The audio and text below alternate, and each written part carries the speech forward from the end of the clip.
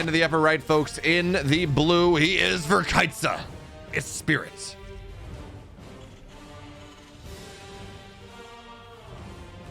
And his opponent, the victor in the EPT Korea last night, incredible TVT, he is Byun. And I know I was just talking about it. The TVT that Byun played last night, several hours before he plays this series, was incredible. He almost came back in like a 30-minute TVT on Data C, and actually on this map in Game 5 between Byun and Cure, he goes, Byun proxy 2-Rax Reapers, Byun goes Barracks Double Gas Factory, which is holdable, by the way, for the Barracks Double Gas player. But Byun, with a good SCV micro, did pull SCVs for it, he wins a 1-on-2 Reaper fight 2-0. He goes, he does not lose a single Reaper, he kills both of Cure's. And that was the only damage in that fight, by the way, other than the SCVs. And Cure just immediately taps out because there is the mental damage on top of everything else. There's just no coming back from that.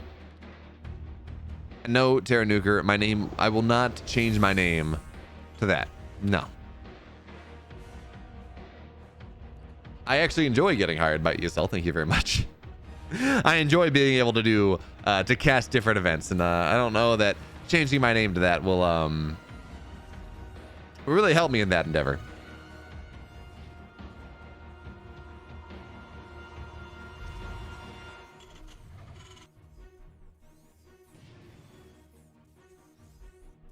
Excuse me.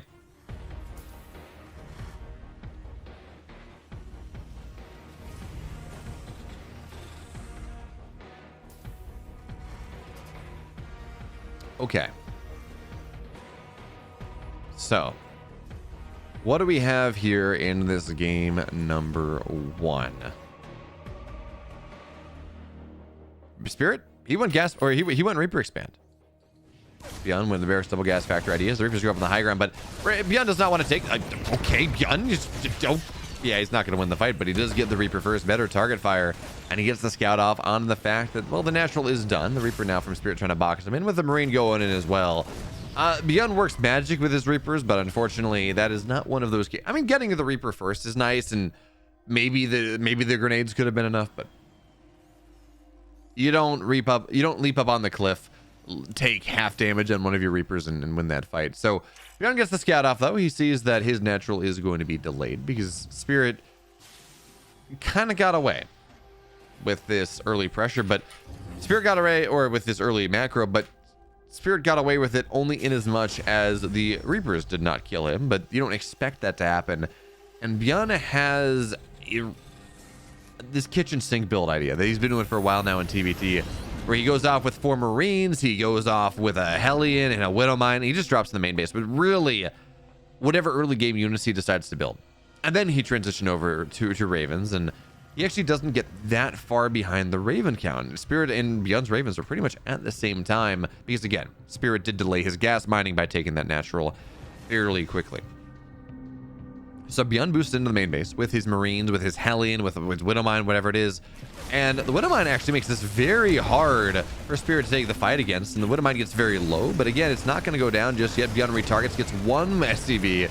That's going to be about it. So hey, he still gets 2 SCVs, and the Hellion and the Natural, that's going to get a 3rd, and that is going to build Byun into a worker lead. And this is not a worker lead where, okay, Byun got ahead just briefly, and as I say that, he's getting even more here. The medevac allowing him to fight these Marines far better, but the Cyclone pops out, and Byun, well, he loses the medevac, so this is a fantastic start for Spirit.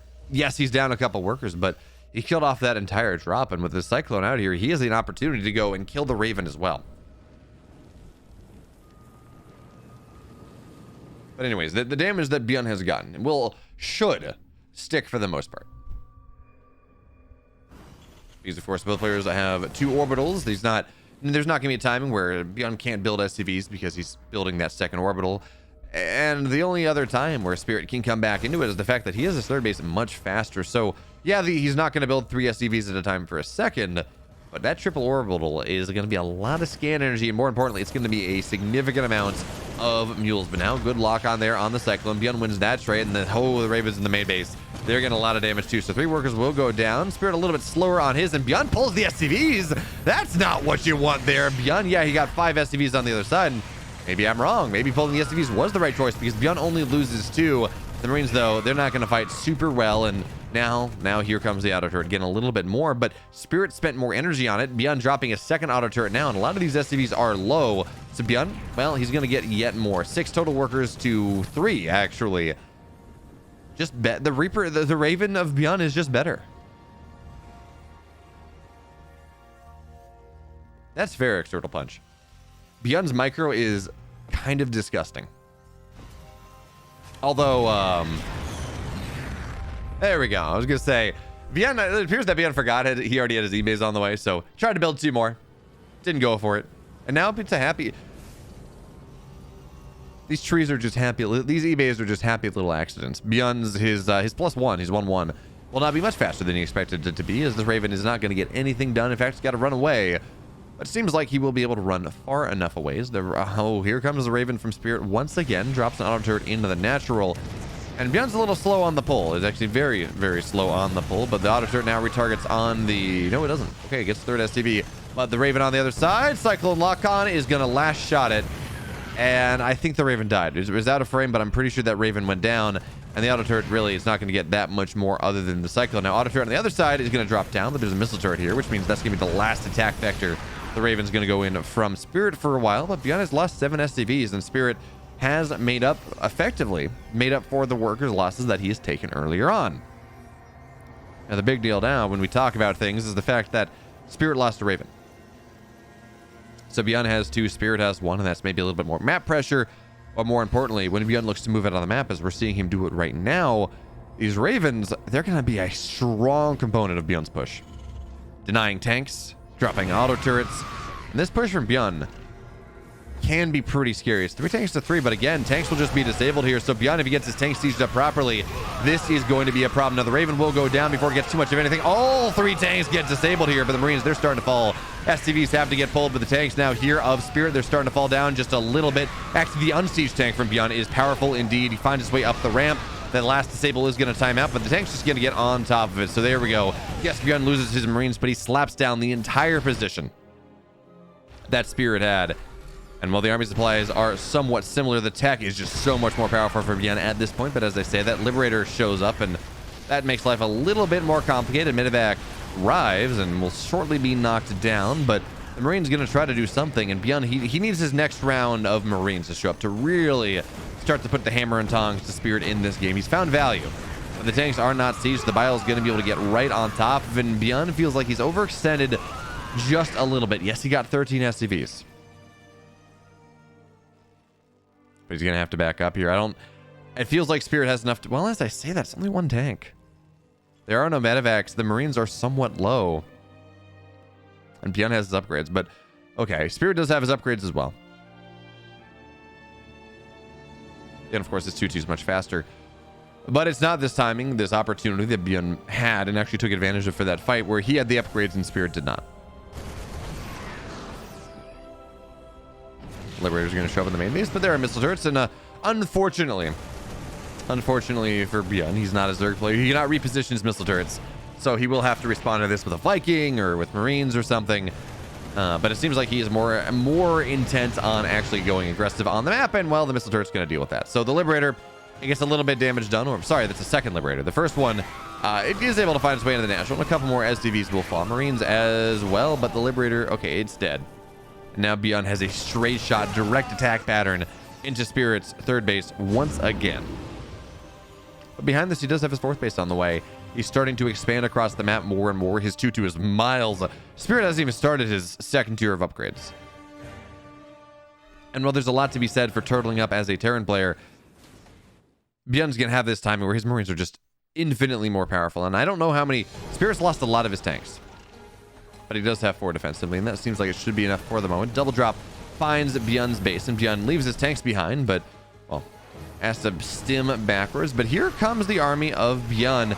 Now SCVs have to get pulled to keep this base alive, and ooh, this is getting very dicey. Your Spirit's going to try to target it down, but here comes the rest of the Marines, and Byun will be able to keep his 4th base alive. In fact, he only loses 4 SCVs, so not all that bad for Byun whatsoever. And what does Byun do when he forces Spirit back on? Does he solidify his position? Does he turtle up? Does he siege up his 4th base and make sure that that's fine? Yeah, sure. But he also puts 4 Marines worth of medevacs on the map, and he goes for a bit of a, not gonna say a doom drop because there are no tanks and it's just the Marines, but he goes for a pretty powerful drop as he scans out the main base to see exactly what Spirit has. And well, that's a pretty good scout. He's not going to see any tech transition coming in from Spirit. No triple Stargate, something like that. Ooh, Byun's going to find medevacs in the middle of the map. This one medevac is going, well, he's eating all the ire. So this is a one-way trip for Byun for the moment, and he's going to be able to split out. Ooh, that one medevac actually will stay alive, but that's a bit of a disaster for Byun. He's tried to get aggressive and loses everything, loses his medevacs as well, or one of them at the very least, maybe 2. Byun now has this time where his Marines are just so much better than what Spirit has. So the question was whether he's going to be able to take advantage of it as he would like. Now the tanks they have to pick up, they got to run away. Byun stims in, and again his Marines are better, but the tanks are just about as good. And tanks against stim Marines, they two-shot, they kill things. Well, actually, I don't think we have +1 attack, so they kill these Marines very quickly.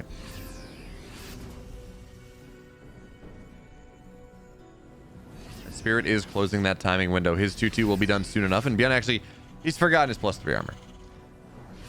Just Byun things. I don't know why he does this, but he does it more than anyone else.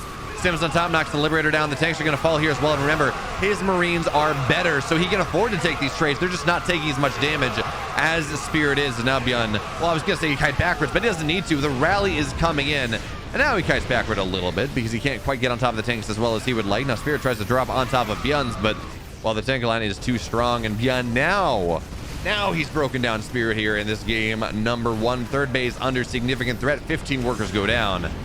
And Byun, 2 medevacs in the main base where there are no missile turrets. Yes, there are a couple Marines, but again, Byun's Marines are just simply better here. Not as much better as they used to be because +2 attack is done for Spirit at the very least, but that armor lagging behind.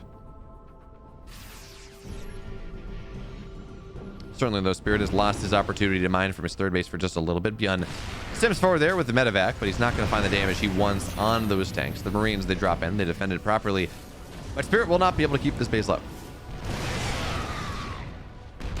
And now Byun into the main base with the tanks defending him. And the Marines can't show up anymore.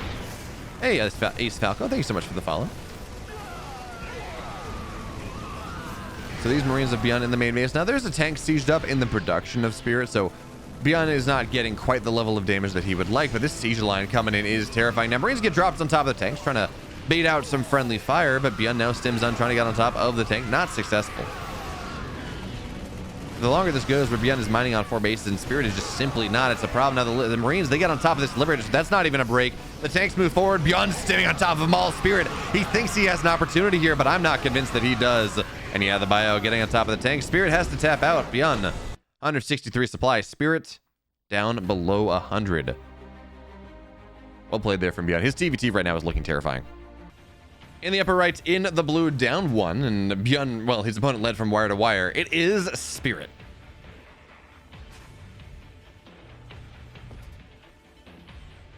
And in the bottom left, in the red, up 1-0. Put your hands together, folks. It's Byun. And Byun is quietly hitting some of the best form of his career. Now, he's not winning tournaments, which is why I say quietly. Well, sorry. He's not winning big tournaments. He's winning EPT Cups, and currently, on Oligulac, he is the number 3 player in the world. Maru Cyril Byun, top 3. 30 points ahead of Hero. Reynor 5th place, Clem, Dark. It all goes down. I'm surprised Dark is not higher than 7th.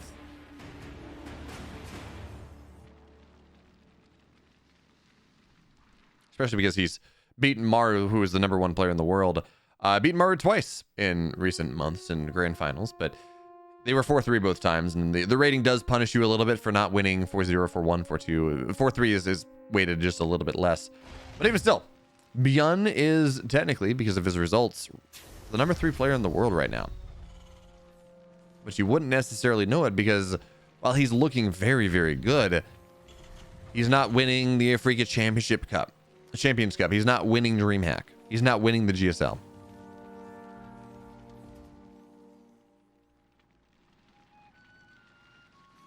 And when we want to say it, when we look at players saying, okay, well, they are the best player in the world, whatever you want, we want to see that. But apparently he did beat Dark. He did 4-2 Dark in the Pigsty Festival earlier today. So that's awesome. And I mean, he did get 3rd and 4th in the Frigate Champions Cup. But if you look at his history, I mean, the last tournament he won by himself, the last Premier tournament he won was Mass individual he won was the WCA 2016 finals, where he 3-1 Patience. And of course then BlizzCon before that. But he's just winning a bunch of smaller stuff. So while he's looking good, I'm so excited for Atlanta, not only to meet him, right, but see if he can turn this form. Again, he beat Dark recently. Dark beats the only Zerg in the world, seems like they can beat Maru. Whether Byun can turn this online form into an actual championship. Because Byun can do it. He's looking so good right now.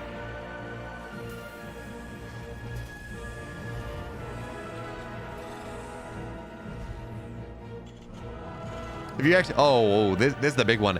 He's won his last 10 series in a row. And Clem's taking a map off him. Hero took 2 maps off him that recent series. And Hero's taken 1 map. I mean, that is just it.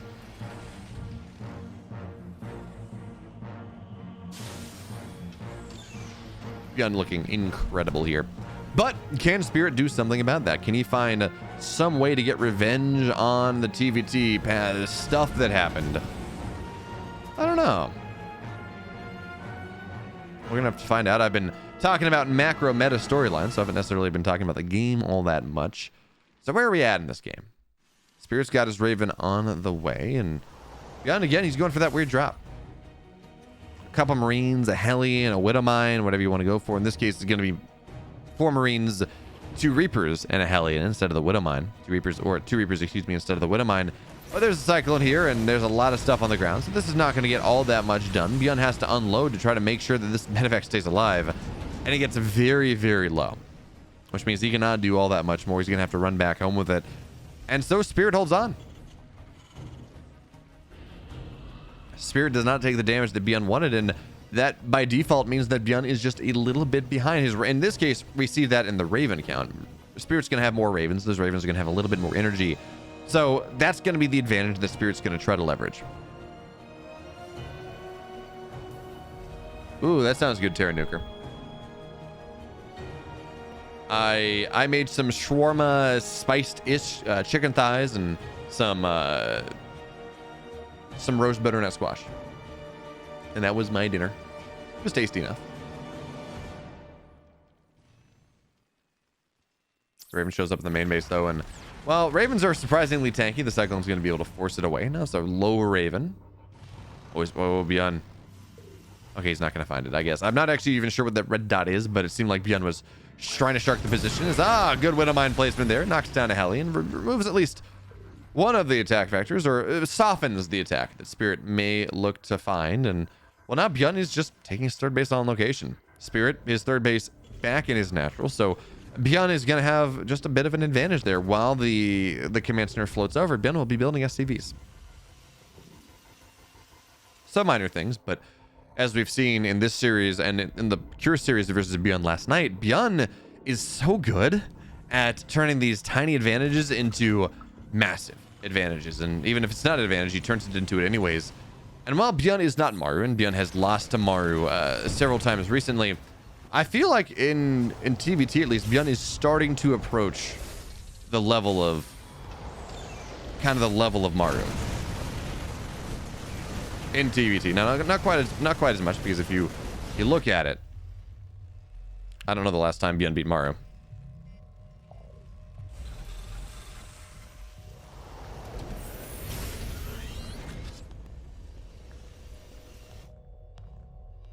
Yeah, Byun hasn't beaten Maru since September 2020, where he won Aces RG and his one premier tournament victory since coming back from the military. But yeah, so Byun's not quite there, but he is starting to play some really cool series against Maru in the Africa Championship Cup in the GSL. And certainly against anyone that's not Maru. His TVT is absolutely dazzling. Talking of TVT Wizards, though, TY should be coming back from the military soon. I thought November was in my head, so maybe very soon. Now, it remains to be seen whether he comes back and how long it's going to take for him to play himself back into form if he decides to come back into the StarCraft scene. But I really want TY to come back, because then that provides us someone who can challenge the TVT might of Mario. And that'll be a fun storyline if and when it happens. Because while Mario has the best TVT right now, Hero has historically, or TY, excuse me. Hero's not a Terran player. TY has historically the best TVT of all time. I mean, MW1832 Solar got the wife buff. He got married and he started playing very good. We saw Hero, in fact, after he won his GSL in his interview, he talked about how he really wanted to win more of these so his wife wouldn't cry when he won. He wanted it to be just a matter of course, standard practice that he won GSLs. As Byun will lose the Cyclone, but I feel like Byun doesn't have quite enough damage to knock the Cyclone down. Certainly not with the Marine as well. So nice trade there for Spirit. He knocks down the Cyclone, Marine, Reaper, all that fun stuff.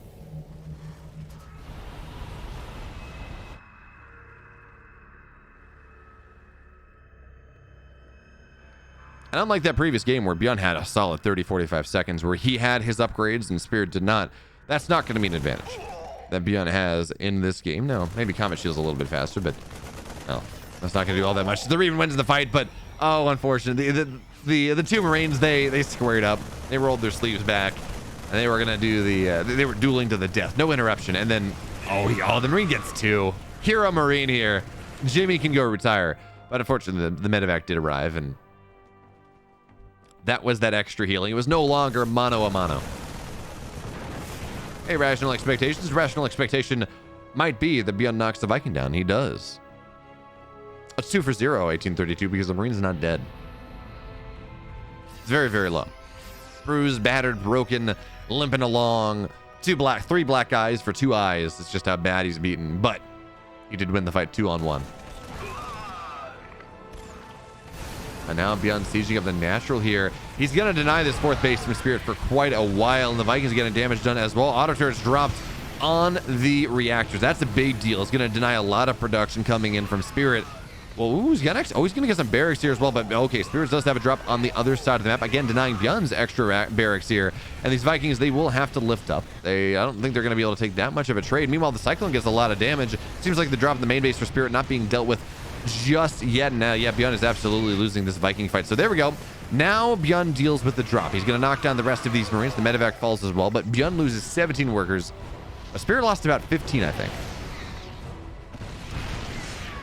And Byun has a really powerful sieged up position, but the Ravens are here, and they're going to disable 4 or 5 of the tanks. Only 2 tanks firing, so Byun is not going to win this fight. In fact, Spirit is going to take it very handily indeed. Byun loses his position, loses a bunch of workers, and that kind of evens the game out.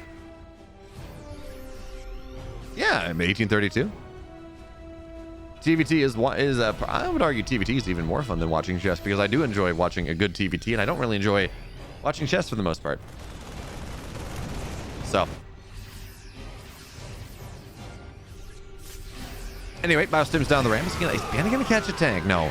He's looking for it, does not find it. This Marine hit squad, Spirit thought he'd clean the position up, but Byun immediately redrops. So Liberator, though, is going to show up into Byun's 3rd base. Marines are outside of range, so Liberator's going to kill a couple workers, but that should be dealt with well enough. His bio stims on top of the tank. That's another dead tank, and now Byun into the 3rd base of Spirit. He's already denied the 4th, and I don't know that Spirit is going to be able to actually get into Byun's position, because the Ravens have already used the majority of their energy. Byun actually winning this fight here as well, because again, he has medevacs. Despite the upgrades being pretty similar here, that 1 tank will be able to unsiege properly despite the Raven.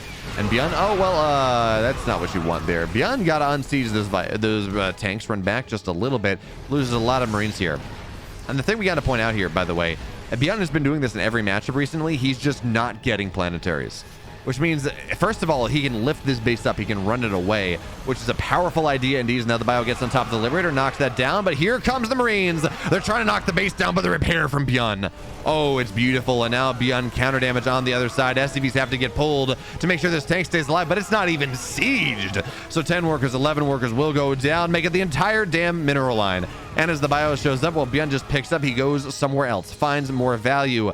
And while Byun is not mining off his fourth base, Spirit doesn't really have a fourth base. He's only trying to take it right now.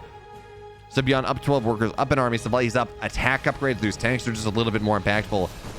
And what does Spirit have going for himself? It's the Liberators. That's kind of the thing. But Byun, good scan there, knocks down a tank with 2 of his own. And yeah, Byun is slowly giving up positions, but well, he wins the Viking yeah, he wins the Viking war here too. So auto heroes get dropped, and that actually seems like it's gonna be enough to knock the Viking of Byun down. This slow push from Spirit is not doing it for me. Not when Byun is finding so much value on the other side of the map. It's now the Marines again, they engage, but it's a healthy army versus not a healthy army, and his stim makes them even more in a problem. So yeah, Byun is just winning the fight with these Marines on the other side. The drops from Spirit are not getting nearly as much. Byun reacting it pretty much as well as you can expect. Now finally, seems like Byun will be dealt with. And Byun doesn't quite corral this drop quite as well as he would like, so he loses a couple workers, but well, the Ravens, they don't even kill the tanks. You're right, it's no Fortnite, 1832. I enjoyed StarCraft. I think it's a much more fun game to watch than Fortnite. Hello there, Twitch funds. And this drop, I can't believe this drop is still around. It's getting so much damage here now. Byun hot dropping on top of the tanks. Friendly fire killing them all off. And well, that was the one thing that Spirit had going for him in this game. That nice containing, constricting position on Byun's fourth base. But Byun has gotten so much damage on the other side. Oop, my face is gone just briefly. That, well, now there's nothing preventing him from getting his fourth base. In fact, the fourth base is on the bottom side anyways. Thank you for the reminder, Benya. And the bio, they stim on into Spirit's side of the map. The tanks are going down very much immediately. And yeah, again, it's even upgrades, but there's just more stuff here for Byun. It's one tank firing, and that will not be enough to hold on to Spirit's position.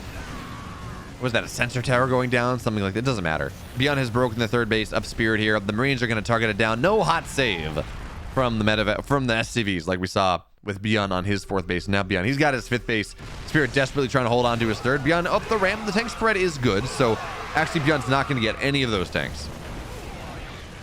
And Vikings will fall as well, but here come the Byun gets his tanks sieged up as well. He's going to try to put pressure on the fourth base, but his tank count is not insane, not for the moment, so it's going to be hard for him to bust the planetary.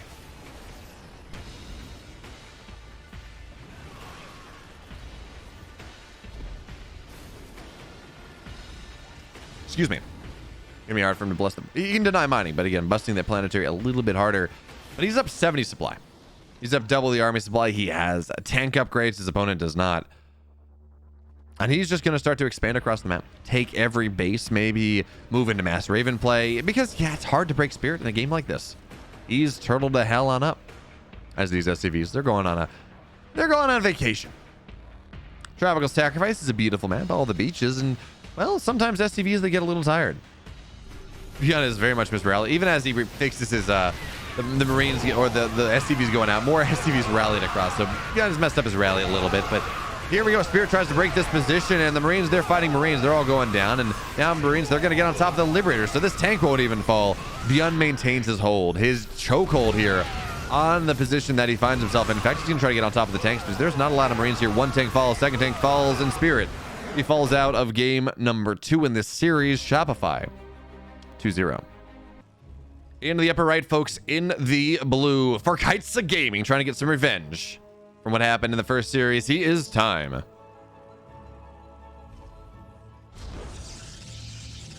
His opponent in the upper left in the red for the Rebellion. 2 maps away from winning the week. Harstem. Or Harstem, if you prefer.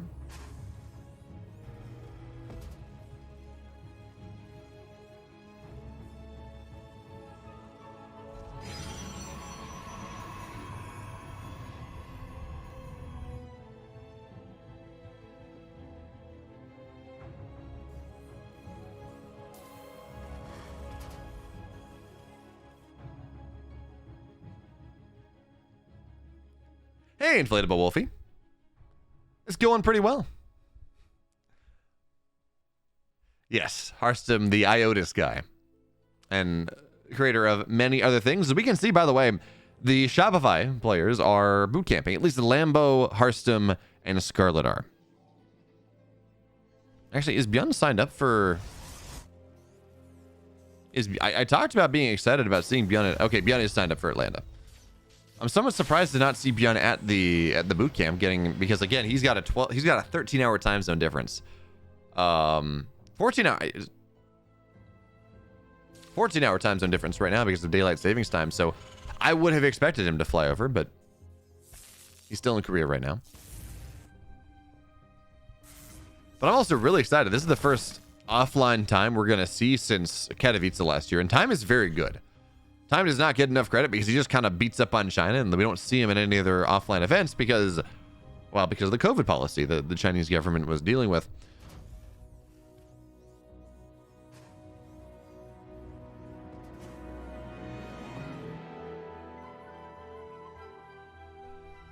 But now that has been eased just a little bit, time can go out of country. We can see time in a foreign tournament. That is very exciting. Can't wait for it. So where does Harstem go in this game number 1? It's going to be a Stargate opener. That makes a lot of sense, folks. This is Stargazers. This is a map with a lot of dead airspace. This is very much a map where you can go and just really get a lot of drop pressure. On the flip side, Phoenix can get a lot of damage done. But is this going to be for just an Oracle and that's going to be about it? Or does Harstem move into Phoenix, charge lot Phoenix, Colossus play, something like that afterwards? For now, time seems to be going into some level of Widowmine drop play. It's yet to be seen how many Widowmines he actually commits to. Well, for the moment, hey, we're 3 minutes into a TVP. The game is going pretty much as expected.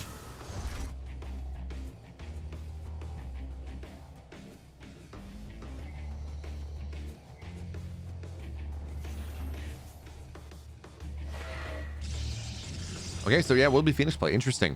Phoenix and a Robo going down. So Harstem moving into Phoenix Colossus. Xenon CL, I will not be casting a DreamHack, unfortunately. ESL offered for me to do the B stream, but because they're not shipping a lot of equipment over to Atlanta, that is the cost saving, right? That's why they're doing the studio broadcast from Sweden. Smix will be there, but they won't have a lot of broadcast equipment, a lot of studio equipment.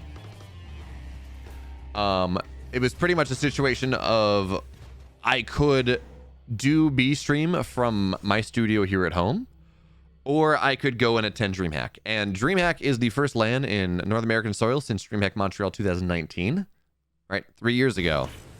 And there was not a chance that I was going to miss out on the first StarCraft LAN in North America in that long. Perhaps, who knows? Who knows what happens in 23? We don't know yet. Maybe the last LAN on North American soil for a long, long time. At least the last major LAN. Yes, there's Cheesadelphia, and we're very happy that Cheesadelphia exists, but it's different. DreamHack events are just different. So for now, Harstem, he's got his 2 bases up. He's going to get himself set up for a 3rd base soon enough. Probably the more exposed one, if I was to have it hazard a guess. There we go. Okay. 3rd base going down.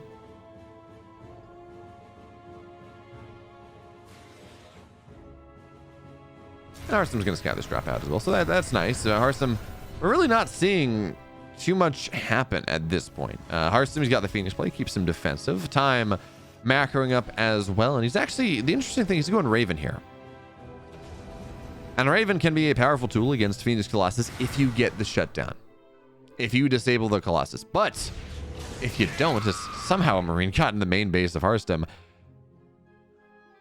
But it's also very hard to get that Raven onto the other side of the map.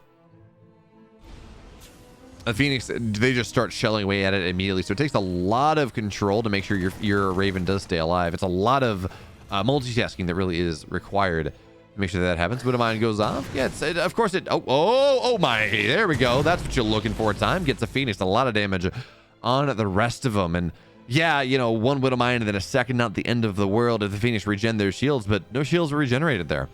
So, and Harstem, actually, those Phoenix were pretty stacked up. So Harstem loses a Phoenix, takes heavy damage on a couple more. But will he find the Raven? I'll be forgiven if he finds the Raven. And for right now, he's going to kill off a couple SCVs, kill off a couple Marines, just removing some of the power of Time's push. But that Raven, by the way, I'm pretty sure he made it. Pretty sure he didn't cancel it. It's just gonna be hiding behind the mineral line. But okay, nice pickup there from Harstem. Time is getting his third base on the way. So while this is technically a 3-1-1, this is not going to be quite as aggressive as that true 7:30 timing, because again, it's telegraphed by Time getting his third base a full minute and a half faster than you would get in those really big timings.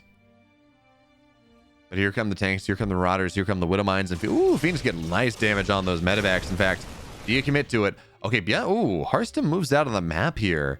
He wants to take him in flight. Oh, okay, so there is the Raven. Does Harstem see it? I think he did. No, he does get a medevac at the very least. But he's not going to be able to knock this Raven down. Get some damage on it. The medevac's starting to get a little bit lower.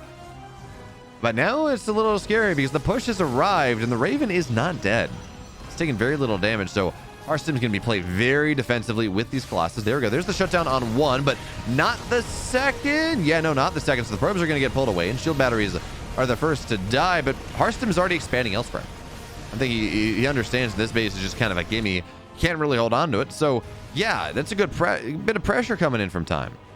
But the Phoenix on the backside kill off more medevacs. They got the Raven before the second shutdown knockdown. And I don't think Harstem really hates this. Yeah, you don't want to lose the base like that, but he already has a fourth or third base, kind of the re-expanded already. And Time, while he does have his third base as well, I mean, he did commit somewhat decently to this as more medevacs will fall. The Phoenix are finding so much value in this game. And now they return back over, knock down the rest of the Marauders that drop. Harstem ensures that the rest of it is dead. Now medevac or war prisms are on the way and the charge will complete. So Harstem, he has map pressure of his own on top of the Phoenix, which are useful. But again, when we're talking about actually pressure that can stick on a mineral line, that can start to knock down reinforcements just a little bit better. They're not quite as flimsy.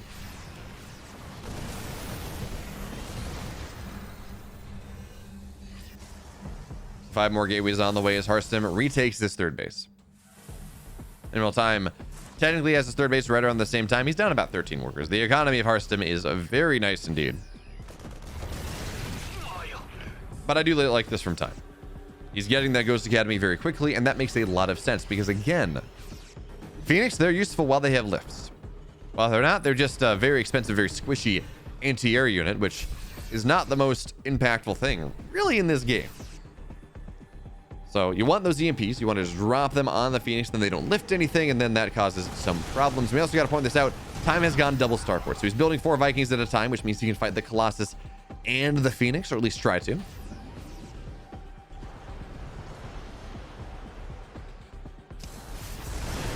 Harstem fourth base on the way as the Phoenix, they move in, try to knock something down, as that's going to be a dead Marine. But Harstem, I want to see that second robo. And yeah, technically it's a little scary by the fact that he's not on 4 bases just yet, but feels like we're at the point where we need to see double robo disruptor, especially with how many Vikings are being made. Harstem will lose these Phoenix almost instantaneously. Username for app, I am live, the games are not. The games happened this morning, but I rebroadcast, or I don't even rebroadcast because the games are new to me. I cast them for a North American audience about 7-8 p.m. Every weekend, although not next weekend, and because I will be at DreamHack Atlanta, and the following weekend because I will be home for Thanksgiving. Although I do have a laptop that can handle streaming now. The problem is I can't get an audio set up there, and the webcam is like a 720p and horrible, but the big problem is audio. Although actually I might be able to make that work. We'll see, because I'm going to be renting checking out a couple lavalier mics to do player interviews during DreamHack as the disruptor shot goes out, but it's doomed. It's not going to hit anything for Time right now, and more stalkers are warping in.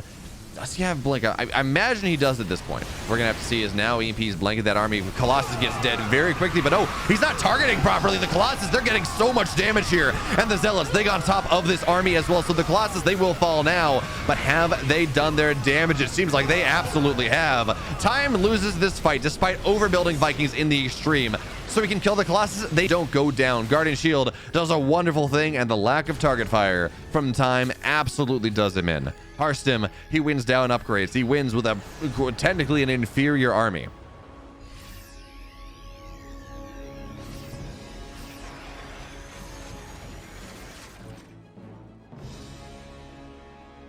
What are you saying there, Big Shrimp? Chat streamer? I am talking. Or are you saying chat less, cast more? Do what they're paying you for.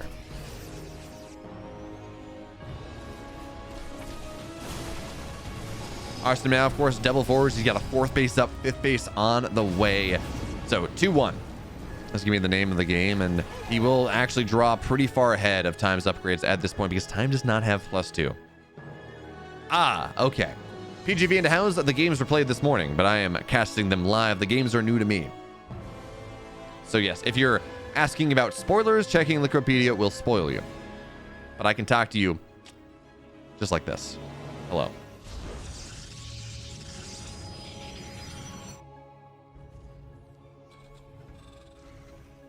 Generally, if I say no delay in my title, it means the games are not live. Because normally live games, they do require some sort of delay for competitive integrity's sakes.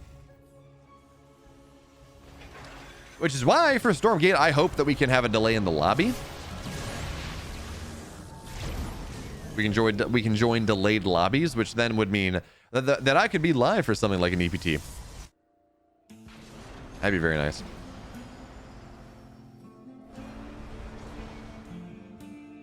Ah, yes.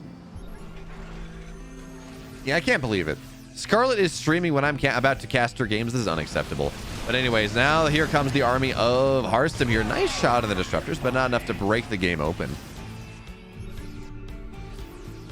But the Liberators here, they don't have extended range just yet. But even still, this is Time is turtled up on 4 bases. This is going to be very difficult for Harstem to break. But he has a 5th. He's up a base here on the Terran. He can take the gold base. In fact, he's taking that right now. And it feels like he may be able to put himself in a position soon where he just drowns the Terran in money. But Terran, Fortress Terran is a thing, and they can certainly, despite Harstem just minerals coming out of his ears, despite that being a thing, if the Terran trades cost effectively enough, it will not matter.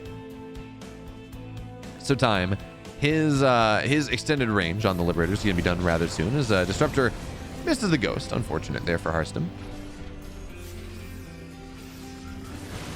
But okay, now Time pulling the trigger here. Disruptor shots on the right side. They're not going to be great, but on the left side, they do so much. Liberators sieging up as well. But Harstem, he's got on a fighting retreat. So Time does not take the fight that he wants. And Harstem, well, it's funny. He maintains supply parity with Time, despite Harstem not really warping anything in. And Time having everything in production. So again, that shows you how good of a fight that was coming in for Harstem. Is now Zealous warping in the main base. DT is on the other side. And well, yeah, if you can't attack through the front, you attack through the sides. You go for a bit of a backside attack. And that is exactly what Harstem has done. 18 workers, 19 workers have gone down as the Winter Mine's a bit annoying. And it looks like Time will knock down the gold base of Harstem. So maintaining the 1 base lead. Not the 2 base lead. These DTs will now fall, but 22 SCVs have hit the deck, and that is something. Time's economy yet further hampered, but it feels like Harstem may be almost even too high on the probe count. He's on 91. You talk about Harstem given the vibes. Well, remember, they're from the Shopify headquarters, so Harstem and Scarlett, at the very least, will be able to see them celebrate or not, depending on what happens, because, again, they're all in the same place. I mean, I can use their name for app, but unfortunately, that would require me generally to get a clean feed from someone, and then I'd have to pay someone to do that, and I do not make enough money off casting to make that happen. Yes, because I know that Rifkin did that with Mapu back in the day. But okay, Harstem DT is getting a little bit more damage. Disruptor shot not gonna hit. But it feels like this big army for Harstem is just a distraction for the main damage, for the real damage to happen. These 11 more SCVs do go down, and Liberators are going to look to siege this up, but that orbital is getting very, very low, and okay, EMPs kill the DTs. And the orbital, okay, well, no, Harstem, he's got a base. Yeah, he's not going to get the orbital, but he will get a lot of these SCVs, and more importantly, he knocks the base down.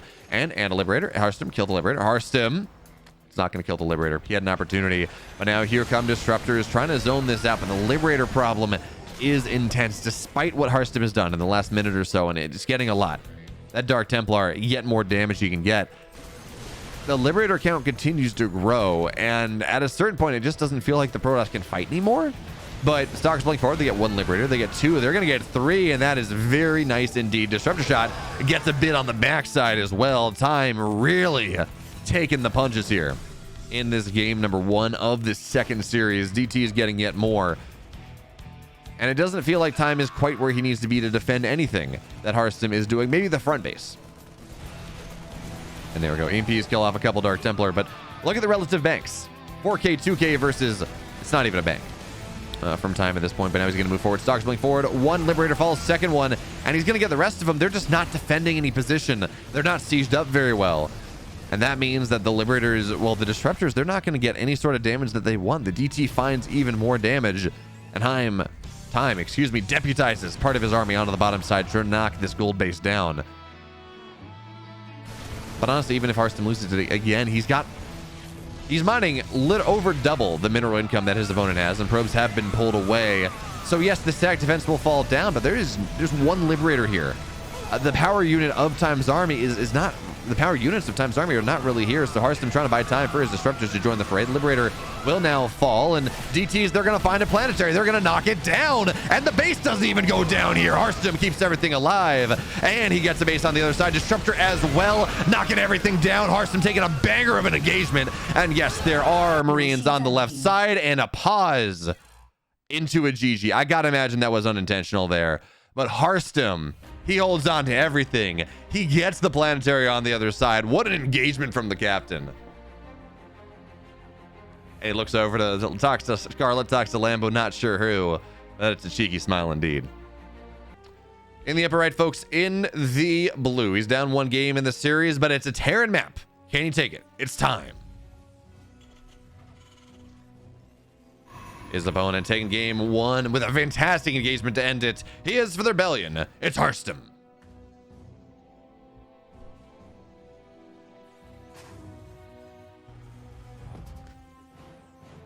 And unfortunately, after this game, I think we're going to have to run... I thought I was going to be good until the end of it. We're going to have to run another set of ads. Twitch, please. Can't believe it's happening. My God. But actually, I mean, as annoyed as I am, because I don't like to have to run ads too much, there is the benefit. And I'm making more money off of ads at this point than I am off of subs, which is crazy.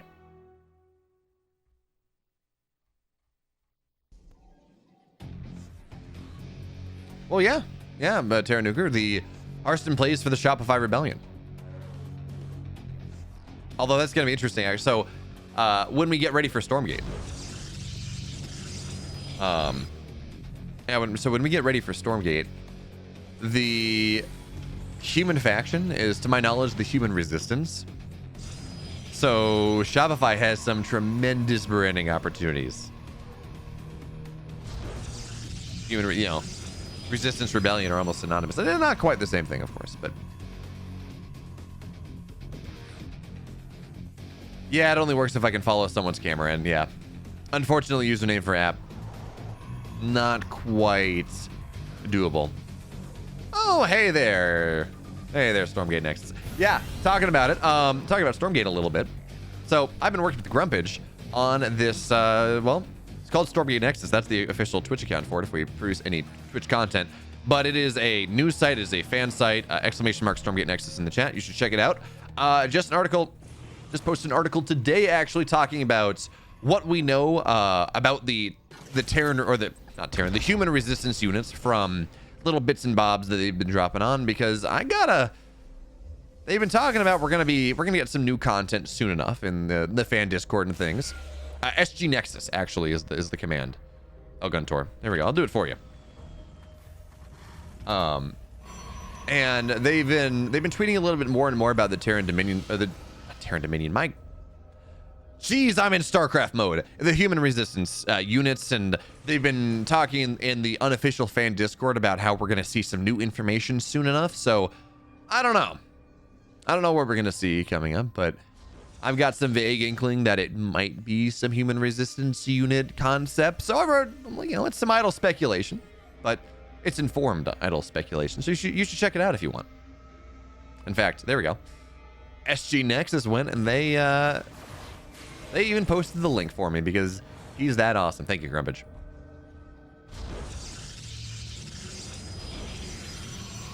No, we can't because see, make sure the problem is we can't because, well, there's this whole problem of copyright, and Blizzard would not be happy if ex-StarCraft devs made a game where one of the factions just starts getting referred to as Terran. You can see why that might be a little bit of a problem. But as we talk about this game a little bit, a couple Widowmines on the map and a Liberator, and a time seems like he's going to be going for a Hero Marine push. He's got Marines, he's got a Reaper, he's got Cyclones on the way, Liberators as well. And this is a push that can shred Stargate openers. If Harstem is not able to figure out what's going to happen here, well, he needs to figure out what's going to happen. He needs to drop shield batteries. He's got a Robo Bay on the way. He's on 2 bases, which is a solid defensive front.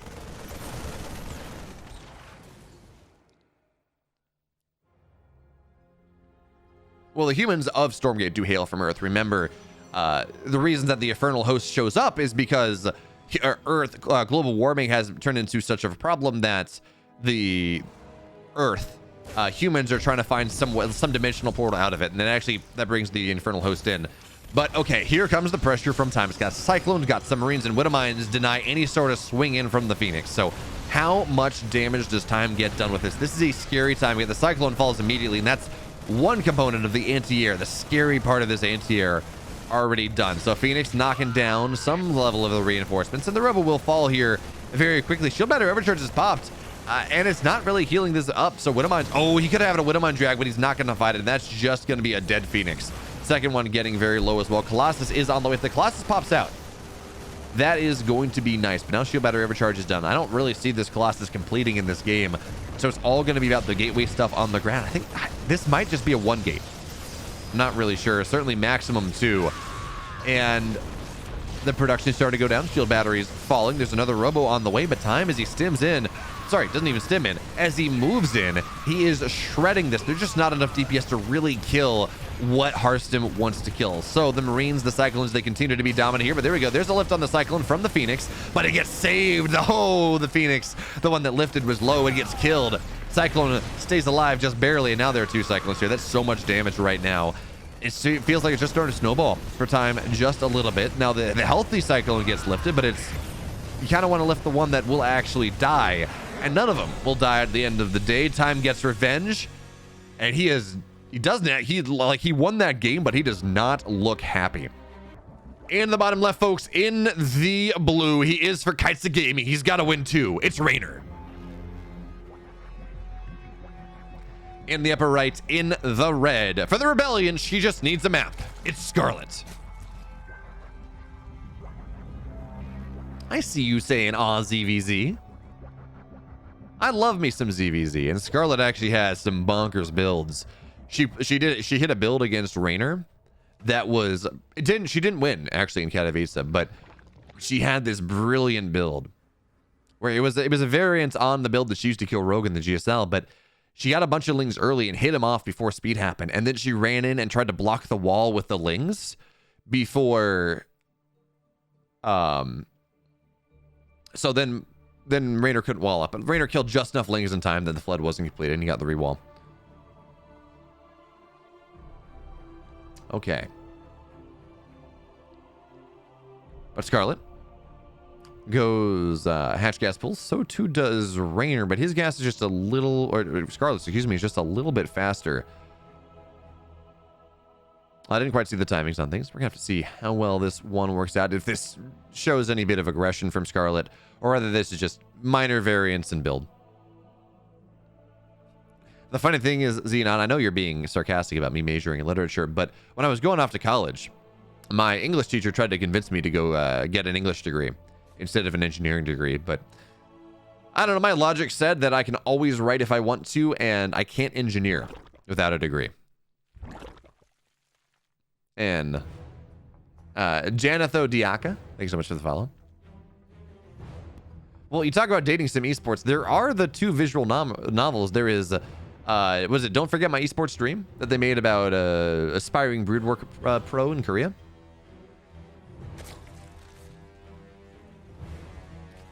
Yeah, Stormgate Nexus. I can't believe this is not Infernal versus Infernal here. If we're gonna get a mirror matchup, I mean, we might. Yes, but I can't actually work as an engineer without a degree, and I want to build space robots. So I ended up getting 3 of them. Technically, I've got undergrad, I've got a bachelor's, I've got a master's. I have completed my quals at Dartmouth, so technically that's another master's, but I don't get a diploma for it. And then hopefully the PhD in a couple years. But okay, what do we have here in this game? Reynor, Evo chamber on the way rather early, and with a lair as well. Seems like Reynor wants to go for a speed roach timing in this game, number 1, and certainly no third base on the way. So 2 base speed roach. Scarlett has her third base and dropping that Evo chamber just a little bit later. So we're already starting to see the bones of the story. Reynor is going to be aggressive on waterfall, and it makes sense. Waterfall, small map. Scarlett, though, for her side of things, she's going to have to play defensively. She's going to have to scout out what the timing is from Reynor, and she's going to have to figure it out before the roaches leave Reynor's natural, because that is, with how small this map is, you got to start building your own defensive units before that happens. And whether it's a speedling into the natural, whether she eventually sacks an overseer in, but, well, lair is going to be done for Scarlett. I think right around the time that Reynor looks to push, she got to figure out what's happening.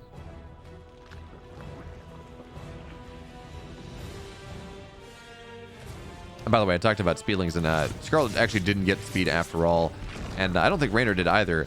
But Scarlett should have some understanding of what's happening. Not perfect. This could be 2 base Spire. But she knows that there is no third base, and that means some level of aggression off the tech. Probably you don't go 2 base all in and not show anything this late. So Scarlett will have to start building roaches. She's sitting here on 46. Max, she can probably go up as 51, but okay, she gets the scout in. She sees the roach war, and she sees no tech in the main base. But that 4th gas might throw her for a loop a little bit, because she didn't get a full scout off. She may think this is Mutus. Or, sorry, she didn't see a 4th gas, but she did see a 2nd gas in the natural, and that does smack of Mutaplay just a little bit, because that implies that Reynor does have 4 gases. And Reynor's running across the map here, and Scarlett does not have much of anything, in fact. But it seems like she's getting more roaches on the way, and the Queens, well, they're going to be able to delay this long enough. If you are a Scarlett fan, that's the hope. But the roaches, they're just the start of something.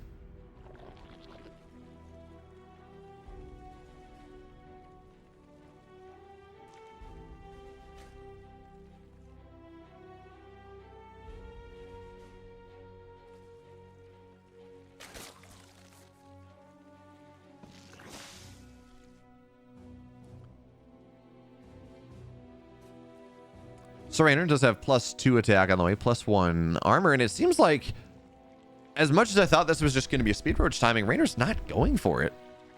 And Scarlett, just by being greedy, by opening 3 hatch, and yeah, she will lose that carapace. That's a bit obnoxious. Or not lose, but she'll have it delayed. Just by opening 3 hatch here, she's up double the army supply. Reynor, he made it look like he was going for a 2 base all in, and then he didn't. And he's kind of bailed out of it. Now Scarlett, she's the one that is up significantly in army.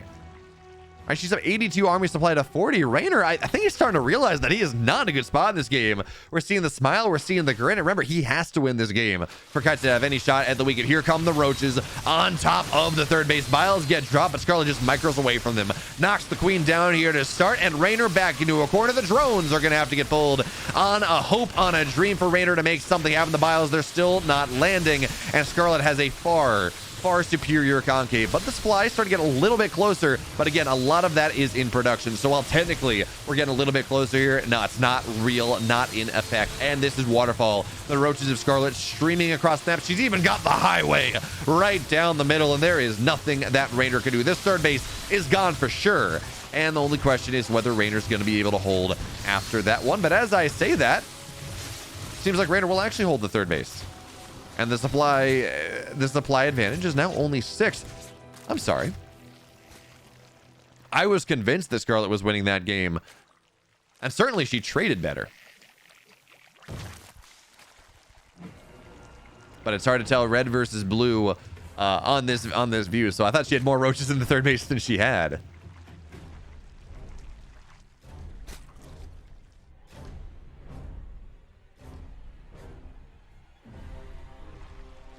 Yes.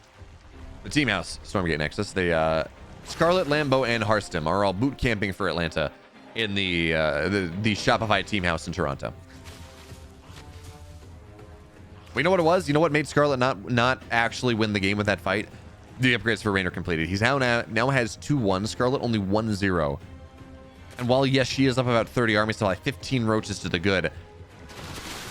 2 upgrades make a very significant difference in this fight. And Reynor has +2 armor on the way as well. But Scarlett, because of the damage she got economically, she does have the ability to continue to just bolster the supply time and time again. Roaches find their way into the third base. But again, it's somewhat surprising to see Scarlett. She doesn't even have any thought of getting more upgrades.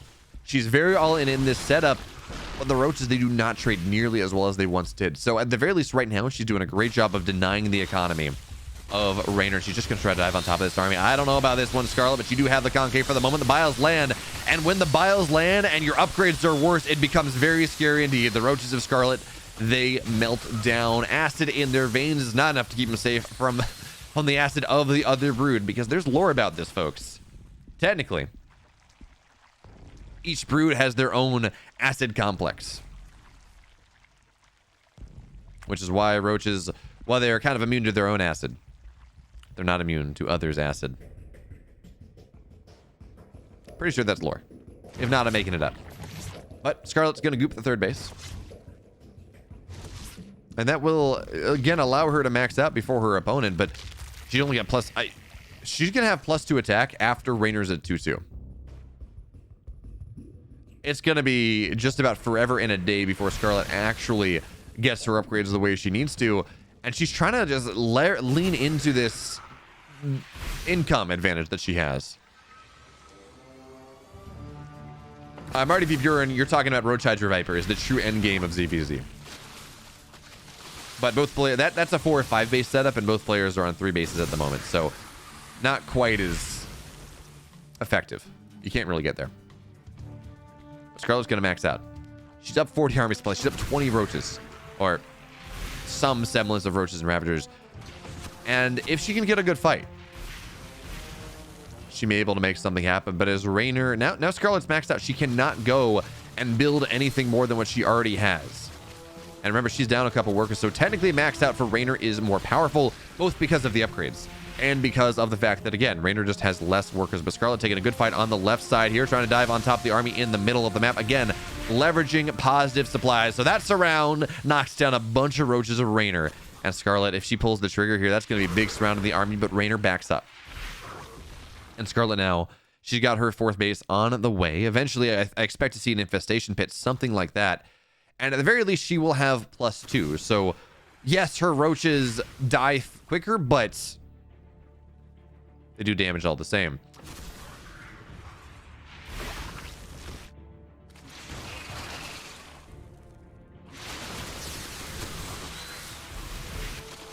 And now Scarlett actually seems got a couple more roaches here on the left side. Reynor's maybe not in the best position, so Scarlett here coming in from 2 sides. Where's she going? Into the 3rd base, into the natural, really forcing Reynor to play back. But every time this happens, it feels like Reynor's starting to get his supply a little bit closer. And again, 2-2 versus 2-0, it's significant. But Scarlett now, she has armor on the way. She's got her 4th base up and running, although she doesn't have a lot of workers. So her economy continues to grow. Her position in this game continues to grow. Her upgrades continue to grow, but I'm just really scared of that maxed out from Reynor.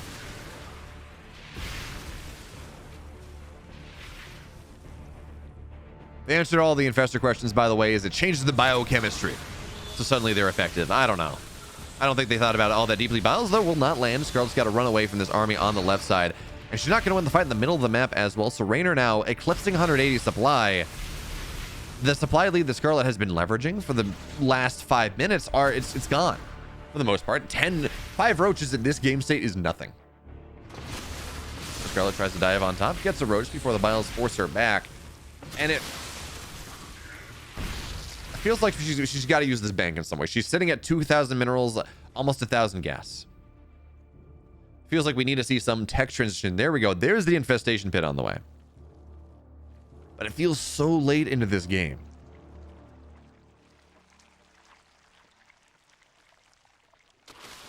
But now Reynor just trying to dive into the natural. Even before Burrow, well, Burrow's done, but Burrow move is not. And even still, there are overseers here. But now Reynor, he's been able to fight his way out of the choke. And Burrow movement is causing problems. Scarlett was not prepared for this one. So Reynor, now he's the one that gets the swarm maxed out. He's only up 1 upgrade. But the army supplies are equal. Scarlett has a really good concave in the center of the map. But Reynor repositions a little bit, drags himself backward. More and more overseers on the way. Scarlett's lost 10 workers. And she's just remaxing on roaches.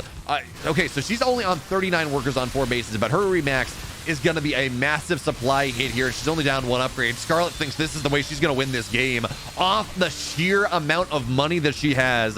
And it seems like that idea may be worthwhile. So 14 workers have gone down. Scarlett, though, remaxed on the roaches. She's up 40 army supply once again. It's a 50 army supply lead now. And Scarlett trying to chase Reynor back home, punishing him for spending the money that he has so desperately scrapped together in this game. Because remember, Scarlett has 4 bases. She's only on 37 workers, sure, but she can mine a little bit more efficiently. We got to assume that Reynor's main natural are starting to mine out in the extreme. The last of the roaches in the bases, and they're getting knocked down. Now, Scarlett, I don't think she goes hive anymore. I don't think that's going to happen. I don't think she has the money for it, but this maxed out 164 army supply. Shove it right down Reynor's gullet. That's the play. That's the only play. As she tries to deal with, finally, the rest of these burrowed roaches and that blob in the middle of the map, folks. That's terrifying.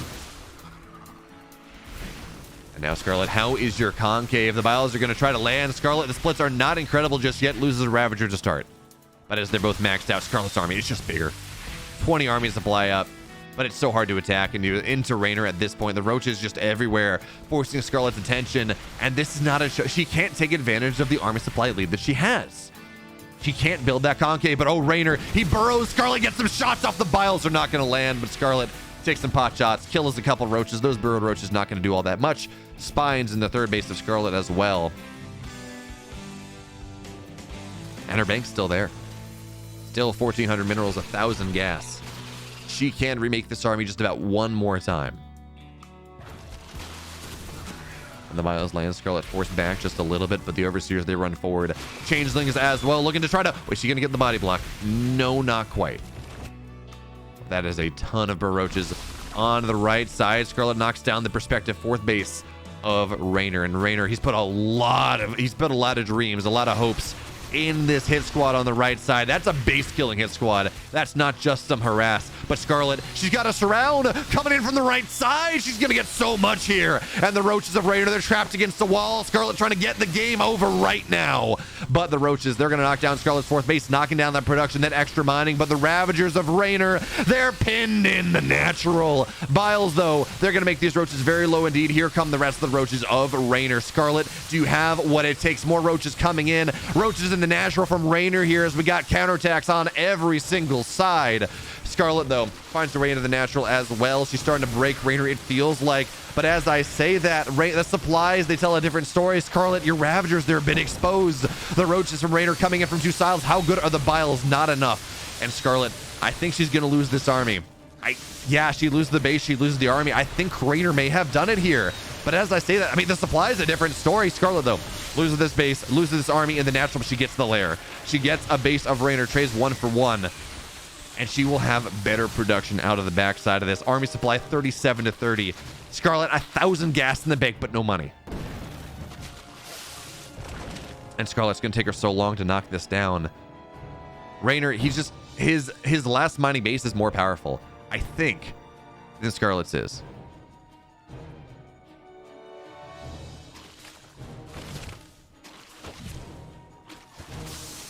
But that spine is doing so much in Scarlett's base. So, Scarlett cleans out the last of the roaches eventually. Scarlett. There we go. Kills that last roaches, loses this... Okay, kills that last of roaches, loses the spine. But as I say that, okay. Couple of burrowed roaches back in the corner of Scarlett's base. That's going to look to re-enter later on. Scarlett on 19 drones. Down an upgrade. She's lost 40 more roaches over the course of this game, but she's got 1 more sledgehammer. 1 more opportunity. And it seems almost certain that she's going to knock this base down. But as I say that, the army of Reynor is here. But yeah, Scarlett forces to cancel. And even a cancel at this point is expensive. Players do not have money. 36 workers to 19. Reynor's mining out of his natural. He's trying to long distance mine at that base. And the Roach. Oh, the Roach finds his way into the natural here. Scarlett losing more economy, only on 18 drones right now.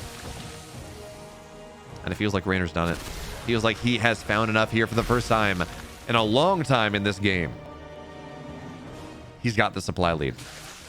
He's up a couple of Roaches. And those random burrow Roaches, the burrowed Roaches have won Reynor this game. They brought him back from a significant deficit.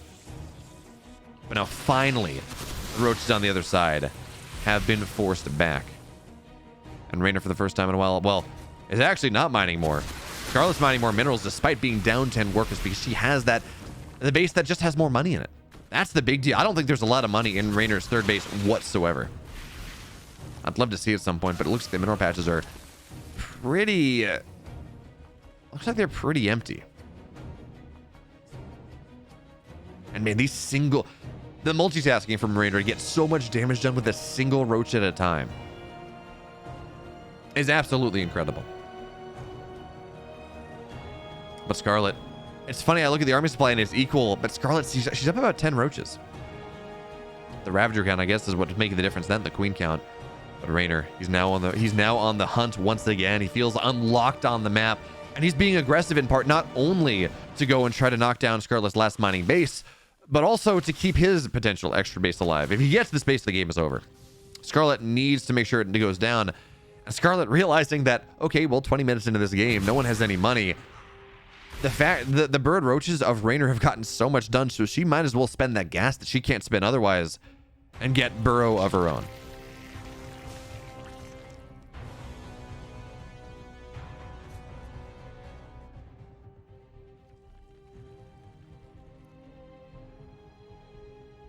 So, man, Scarlett's got to deny this base, but I don't know that she can. It's going to have to be down to the burrowed Roach play once again, and we saw Reynor work miracles. Scarlett, she's got her fourth base on the way. She's only down 2 workers, so economy not nearly in as much in dire as the straits as it was 2 minutes ago. No, extra punch.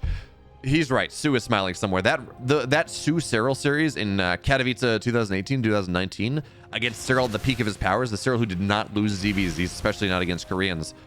Yeah, we're getting shades of that one here. Here comes Reynor forward. He's got to get the trade. Is again the singular Roach. The MVP has done so much in this game, and Scarlett now, it's her economy again under threat. But her bird Roaches will be done soon. Now, the shoe's on the other foot. She can, actually, almost as important as making sure she can go get harassment, she can burrow her Roaches up. She can heal them up. So every fight, the supply will be truly 100% of the supply. She takes a pretty good fight there at the start, but the Roaches on the right side trying to deny a base. Scarlett knocks down the bird Roaches in the main. She loses 2 workers for it, but again, worker counts fairly equal. And Reynor now finally, he's rebuilding the lair, realizing, oh, wait a minute. Yeah, Reynor doesn't have any detection. Does he have spores anywhere? He's building them now. If only Scarlett could have kept that tech hidden.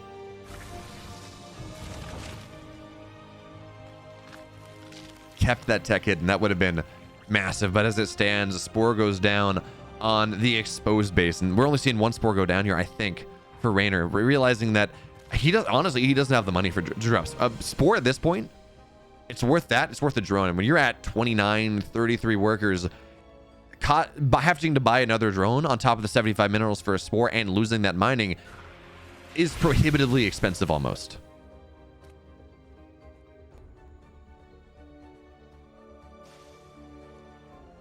So now here come the burrow Roaches of Scarlett. But the lair is up in time, so technically Reynor can deal with that one. But for now, a couple Roaches, they kill a couple workers, and then they're going to burrow up, run away, play the hit and run game that Reynor has been so successful with. But look at the clump on the right side. That's a lot of Roaches trying to snipe Scarlett's base, but Scarlett opts into the fight, and that's Reynor's timing. That's Reynor's tell to go try to get pressure on the base. Only 3 Roaches here defensively. This is not going to be enough to keep Scarlett alive. That base is just dead. And Scarlett now, technically, she's on equal bases. It's 3-3, but she is not on equal mining bases. That extra base, the base that's kept her alive through the majority of this game, there's 1 mineral patch. There's nothing in her main. There's nothing in her natural. She's long distance mining from that extra base, and she does not have the minerals to rebuild it once again. So it feels like Scarlett is going to have to go all in here, but Reynor, he's up the upgrade. He's up that carapace, and he's up 30 army supply. That extra base that he was able to squeak out, Scarlett was not able to deny, has put him so far ahead. I can't. Reynor's about to max out from a game that was down to about 27 and 19 workers. The fact that Reynor's about to max out is just absolutely ludicrous. So Scarlett desperately trying to find some way to make something happen. Every roach she loses is a roach she cannot afford to lose. So she needs to find some bile, some opportunity. But the bile, ooh, those are going to be nice to start here, Scarlett. But she's down 40 army supply. She's down 20 roaches. And a concave from Reynor. That's not something Scarlett can fight into. Roaches on the right side. Scarlett setting up a concave as well, but seems like Reynor's in a little bit better position. So the biles, they're going to have to land, but there is no world where the biles land enough. And Reynor was down and out in that game, but he makes an incredible comeback. Folks, now into the upper left, into the blue, up one on an incredible ZVZ in game one. Can he find a second, though? His name, it's Reynor. And in the bottom right, in the red, she's down what? She only needs one map here to send Shopify into a week 7 victory. It's Scarlett. Hey, Stormgate Nexus, thank you so much for gifting a sub to Marty V. Byun. Yeah, and I question, when I see Reynor not 100 on the scoreline, I always question that. But in fairness, Reynor's form has not been to the standard that he expects out of himself in recent months.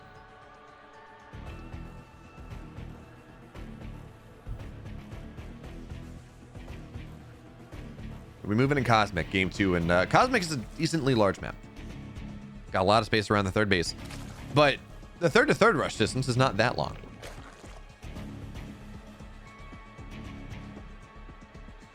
So what this means is we tend to see a lot of Carapace builds on this map, actually, where you get Carapace, you get Speedlings, you get some Roaches, and Lings take 3 shots from Roaches to kill them off. The Roaches are extra beefy as well, and it's an all-in, but it seems to be very popular on this map because of the concaves you can get and how short the third to third rush distance is.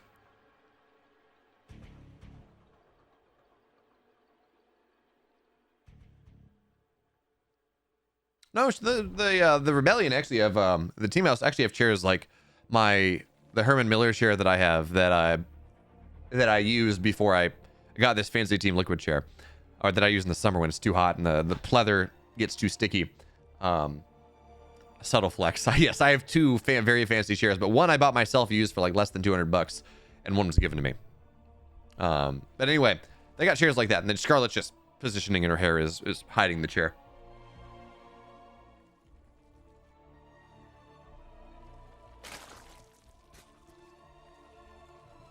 Yep, there is the back support. And the question is whether her back is going to be strong enough to carry through the Rebellion. Although that being said, beyond 2-0ing a Spirit, if we want to talk about anything, that is what is going to win this series for the Rebellion, because Harstem won 1 time, and Scarlett, best she can do is 1-1ing Reynor.